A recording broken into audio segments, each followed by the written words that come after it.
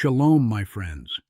Right now, at this very moment, there are millions of people around the world making the same devastating financial mistake. They're working harder than ever before, hustling, grinding, chasing every new opportunity that promises quick wealth. Yet they're watching their bank accounts shrink month after month. They jump from one investment strategy to another, from one business idea to the next, from one guaranteed money-making scheme to another. And here's the painful truth that keeps them awake at 3 a.m.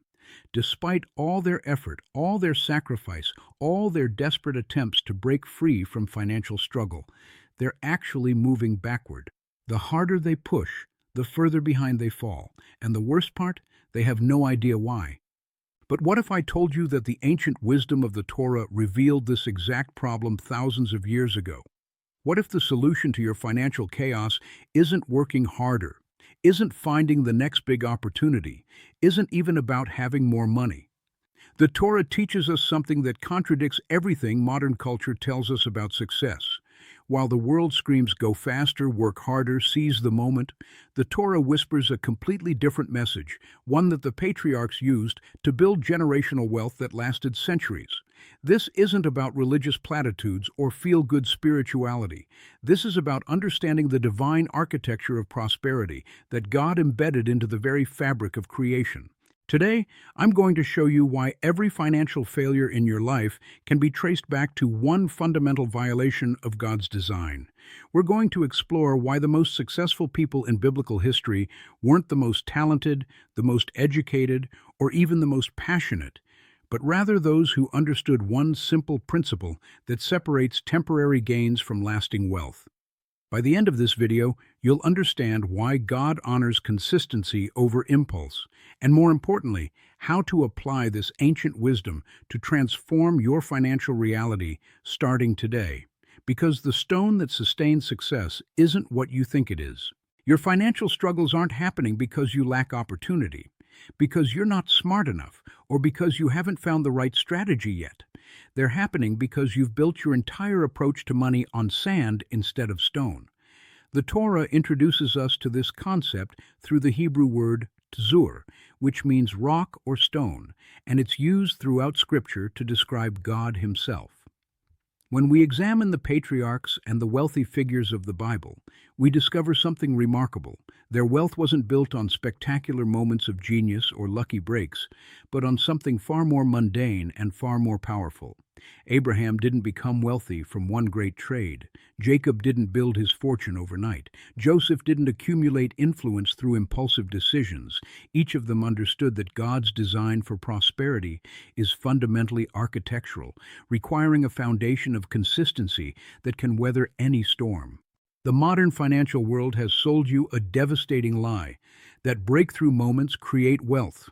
Every advertisement, every success story, every rags to riches narrative focuses on the dramatic turning point, the big decision, the moment everything changed.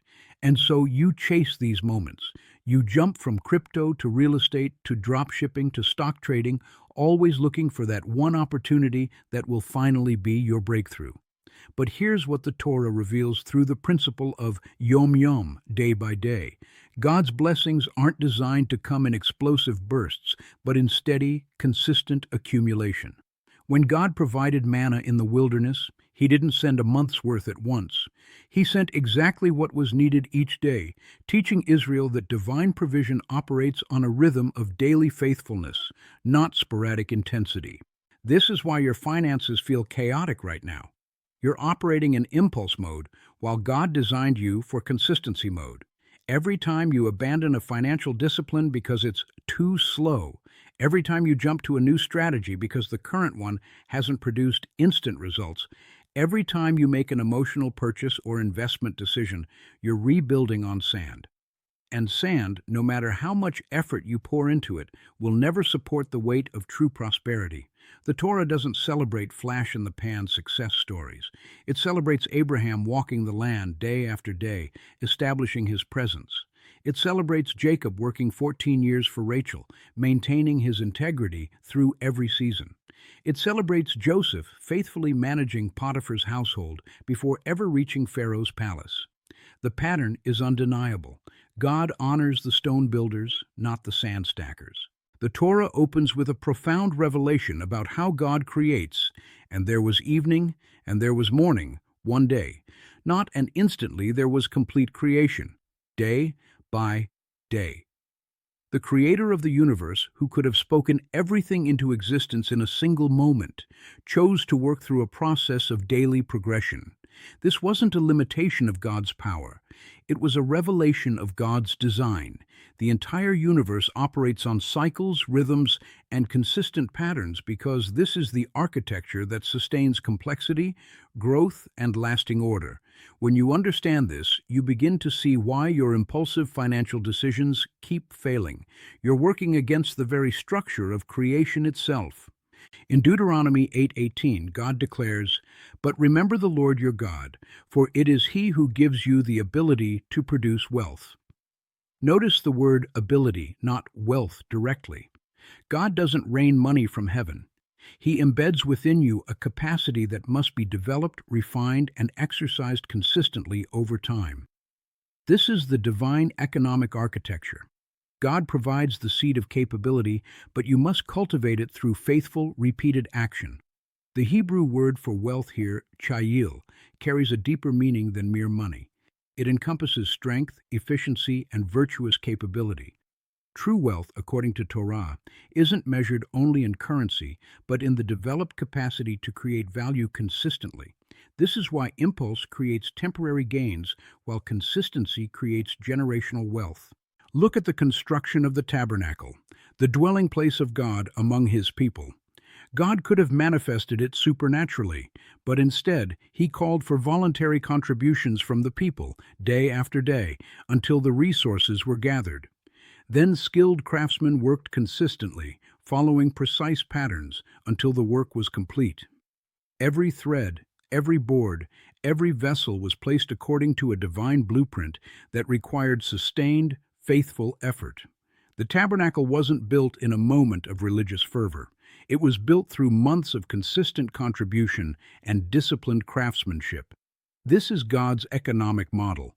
Voluntary, consistent contribution within a framework of divine design produces something that can contain His presence and His blessing. When you chase impulse-driven financial strategies, you're essentially trying to build the tabernacle with emotional enthusiasm instead of disciplined obedience, and the structure can never hold the weight of God's favor. Let's get brutally honest about what impulse really is. It's the enemy of your financial future dressed up as opportunity. Every time you've made an impulsive financial decision, what did you feel in that moment? Excitement, hope, the rush of possibility, the sense that this time will be different. But impulse isn't just an emotion, it's a spiritual principle at war with God's design for your prosperity. In the Torah, we see this principle personified in Esau, who sold his birthright for a bowl of stew. The text tells us he despised his birthright, but the deeper meaning reveals he couldn't see beyond immediate gratification to long-term inheritance. Esau represents the impulse mindset, driven by immediate needs, dismissive of future consequences, unable to delay gratification for greater gain. This is the exact pattern destroying your finances right now. The impulse trap operates on a simple but devastating cycle. Emotional trigger leads to urgent action, which produces temporary relief or excitement, followed by regret and renewed financial pressure. Then the cycle repeats. You see a new investment opportunity and feel the fear of missing out. You make a purchase to relieve stress or celebrate a small win. You jump to a new business idea because the current path feels too slow. Each action seems reasonable in the moment, but the cumulative effect is financial chaos. The Torah addresses this through the principle of Mesorah, which means tradition or transmission. God's way of building wealth isn't about responding to every emotional trigger, but about receiving a proven system and faithfully transmitting it through consistent practice. Abraham received promises from God and consistently walked in them. Isaac consistently dug wells. Jacob consistently tended flocks. Each generation transmitted not just wealth, but a methodology of consistency. Here's the scientific reality that confirms Torah wisdom. Neurologically, impulse decisions activate your brain's limbic system, which prioritizes immediate reward over future benefit. Every impulsive financial choice literally rewires your brain to crave more immediate gratification, making consistency feel increasingly impossible. But here's what's remarkable. The Torah's prescription for this is exactly what modern neuroscience confirms works: the practice of sustained, repeated behaviors that retrain your neural pathways. When you commit to daily financial disciplines, even small ones, you're not just building better habits. You're literally reconstructing your brain's reward system to align with God's design. The problem isn't that you lack willpower. The problem is you've trained your brain through repeated impulse to expect instant results, and now consistency feels unbearable. But God's promise through Proverbs 13:11 stands firm. Dishonest money dwindles away, but whoever gathers money little by little makes it grow. This isn't moral teaching, it's architectural truth about how wealth actually works. The Torah teaches us through the story of Jacob's wages that there's a supernatural multiplication that occurs when consistency meets divine blessing. Jacob served Laban for 20 years, consistently tending flocks despite changing terms, manipulation, and unfair treatment. He didn't abandon his post when conditions were difficult. He didn't jump to a new opportunity when his wages were changed 10 times. He remained faithful to his work day after day, year after year. And here's what happened. God multiplied his flocks supernaturally. The striped and speckled sheep that were supposed to be rare became abundant under Jacob's consistent care. This reveals a profound principle. God's blessing doesn't bypass your consistency. It compounds through it. Your faithful, repeated actions become the channel through which divine multiplication flows. This is what I call the stone principle, and it operates on 3 levels that work together to create lasting prosperity. First, the natural level. Consistent action produces accumulated results. Save $10 a day, and in a year you have $3,650, not through any miracle, just through mathematical certainty. This is God's natural law in action. Second, the skillful level. Consistent practice develops expertise. Do anything repeatedly with attention, and you become increasingly efficient and capable, creating more value with less effort. Joseph didn't become Pharaoh's administrator overnight. He managed Potiphar's house consistently, then the prison consistently, developing skills that eventually qualified him for national leadership. Third, the supernatural level. God promises to bless faithful stewardship. Proverbs 28:20 declares, "A faithful person will be richly blessed." When you demonstrate that you can be trusted with consistent faithfulness in small things, God opens doors to larger things. The compound effect isn't just mathematical, it's spiritual. But here's where most people sabotage themselves. They start with consistency, don't see dramatic results immediately, and abandon the approach for the next shiny opportunity. They plant seeds and dig them up before harvest to check if they're growing. The Torah addresses this through agricultural laws that command patience. Don't harvest the corners of your field. Don't pick up what falls. Wait for the fruit tree to mature before eating. These aren't arbitrary rules. They're training in the stone principle. You must learn to maintain your consistency through the invisible growth period, trusting that accumulation is happening even when you can't see it. This is faith in action. Not blind faith, but informed confidence in God's design, that seeds planted in good soil, watered consistently, protected faithfully, will produce a harvest. Your financial consistency is seed planting. The impulse to abandon it before harvest is precisely the test that determines whether you'll ever experience multiplication.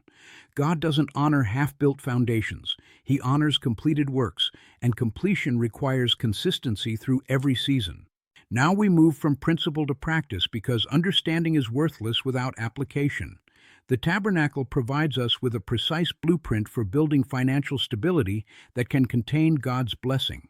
Notice that the tabernacle had specific layers: an outer courtyard for public activity, a holy place for priestly service, and a holy of holies where God's presence dwelt.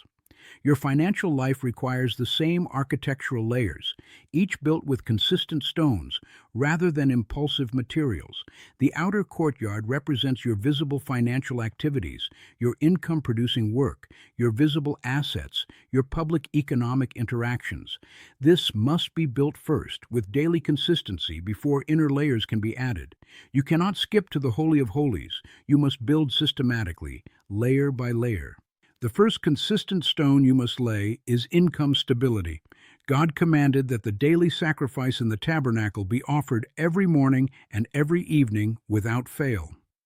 This represents the non-negotiable rhythm of consistent income production. Whether through employment, business, or investment, you must establish a reliable pattern of value creation that produces regular resources. This isn't glamorous. The daily sacrifice wasn't about spectacular moments. It was about faithful repetition. Similarly, your financial foundation isn't built through occasional large wins, but through daily, weekly, monthly contribution to income-producing activities. The second stone is expense discipline. In the tabernacle, every item had a specific place and purpose. Nothing was random or impulsive. Your spending must follow the same principle. Every dollar has an assignment. Every purchase serves a strategic purpose. Every expense aligns with your larger design. This eliminates impulse spending not through deprivation, but through intentional design. The third consistent stone is systematic savings. In Leviticus, God commanded Israel to bring offerings consistently, not when they felt like it, not when they had extra, but as a regular practice. Your savings must operate the same way, consistent contributions regardless of circumstances, building a reserve that can weather uncertainty. The fourth stone is strategic investment. Joseph didn't consume all of Egypt's grain during the years of plenty. He stored systematically so there would be provision during famine. Consistent investment, even in small amounts, builds future capacity. The fifth stone is generosity practice. The Torah commanded tithing not to benefit God, He owns everything, but to train Israel in consistent giving that breaks the grip of scarcity thinking. When you give consistently, even when it's uncomfortable, you're declaring that your source is God's faithfulness, not your circumstances. These 5 stones, income stability, expense discipline, systematic savings, strategic investment, and generosity practice, form the foundation upon which God can build lasting prosperity. But they only work through consistency. 1 month of discipline followed by 6 months of impulse rebuilds nothing. The stone layer must be completed through sustained, faithful action. Here's where everything transforms. When you move from trying to build wealth through your own effort to entering covenant partnership with God through consistency, you access a dimension of provision that transcends natural capability. The Hebrew word berith means covenant, and it represents a binding agreement where both parties commit to faithful performance. God makes covenants with those who demonstrate consistent faithfulness because consistency is the language of covenant. Abraham received covenant promises because he consistently obeyed, even when obedience made no logical sense. Isaac received covenant confirmation because he consistently trusted despite opposition. Jacob received covenant blessing because he consistently worked despite mistreatment. The pattern is clear. God enters into supernatural partnership with those who prove through consistency that they can be trusted with covenant responsibility. This is radically different from the transactional approach most people take to faith and finances. They pray for a financial miracle, promise God they'll change if He helps them, then return to old patterns when the crisis passes. But God doesn't make covenants with impulse. He makes covenants with consistency. When you commit to consistent financial faithfulness, not for a month, not until you see results, but as a permanent lifestyle, you signal to heaven that you're ready for covenant partnership. And here's what changes. God begins to orchestrate opportunities you couldn't create, to multiply resources beyond natural explanation, to provide wisdom that exceeds your education, to open doors that were previously closed.